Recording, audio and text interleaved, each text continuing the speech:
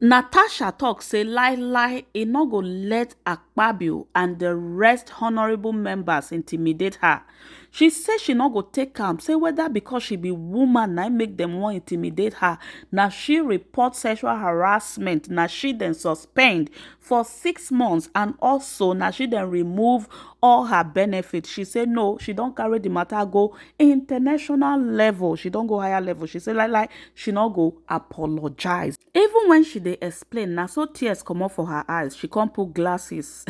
She come talk say instead wey she go apologize for wetin she know say she dey talk the truth, say she would rather spend that 6 months suspension than to ever apologize to Akpabio. Make una watch the video. I come with a heavy heart from Nigeria, but first I'd like to apologize to Honorable Kafila Obara. I am not here to bring shame to our country. I'm here to seek help for the women of Nigeria. Again, my name is Senator Natasha Akpabio. 5 days ago, on the 6th of March 2025, I was suspended. As a senator, I was suspended illegally because I submitted a petition of sexual harassment against the President of the Nigerian Senate, Senator Akpabio. I thought that by submitting the petition, he would recuse himself, and both of us will submit ourselves to the Committee on Ethics, Privileges and Public Petition for a fair and transparent investigation. But unfortunately, I was silenced and I was suspended. I was suspended for 6 months, amongst many other stringent conditions, such as taking away my security, taking away all the officials, vehicles, and other items that were handed over to me as a senator. My salaries will be cut off. I must not appear anywhere near the National Assembly. And for 6 months, I'm not to introduce myself or present myself as a senator locally in Nigeria or internationally. That means I'm here illegally, but I had no other place to go but to come here and speak to you women, because this is a bigger picture.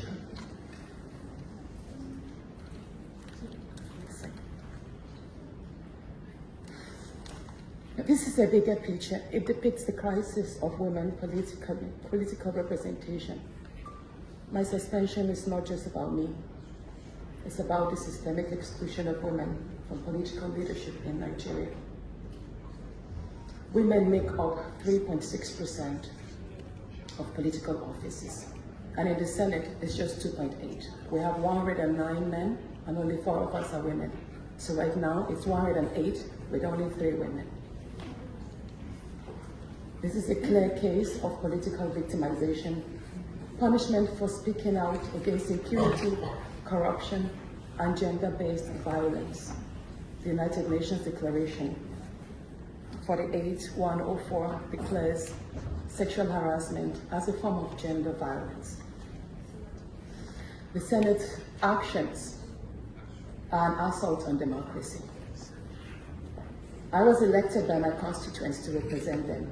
Yet a few powerful men have unilaterally decided to silence their voices by suspending me for 6 months. My call for an open and transparent investigation into harassment allegations have been met with hostility instead of accountability. If a female senator can be treated this way in the full view of the world, imagine what ordinary Nigerian women would go through every day in workplaces, in universities, and other aspects of our society. A culture of harassment and silencing must end. And this is not just a Nigerian issue, it's a global one. Women in politics, media, and businesses face threats, intimidation, and violence for simply demanding fairness. From sex for grades scandals in universities to harassment in workplaces and political spaces, Nigerian women have constantly been forced into silence. We need stronger legal protections and a zero culture tolerance for gender-based discrimination, and intimidation. My call to the international community is such that the world must not stay silent as democracy and women's rights are rolled back in Nigeria. I call on human rights organizations, women movements, and democratic institutions to hold the Nigerian Senate accountable. Nigeria needs global partners to push for women's political inclusion, safety, and protection from political harassment. You may ask, what are my next steps? I will resist the political intimidation. In the past few days, a number of my colleagues, my male colleagues, have reached out to me and said, Natasha, all you need to do is apologize and retract your statements. And I told them I am not going to apologize. I will not apologize for my truth.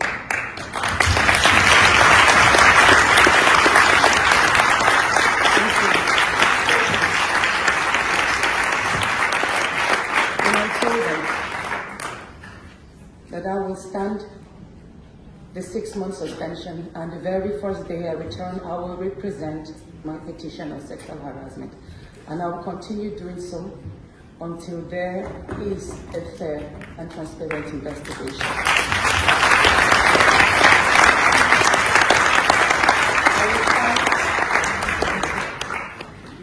I will fight this injustice and continue to represent my constituents, whether the Senate wants to hear me or not.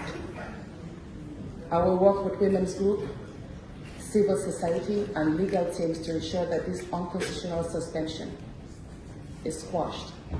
This is bigger than me. This is about ensuring that no other woman in politics or public office will ever be silenced again. Thank you so much.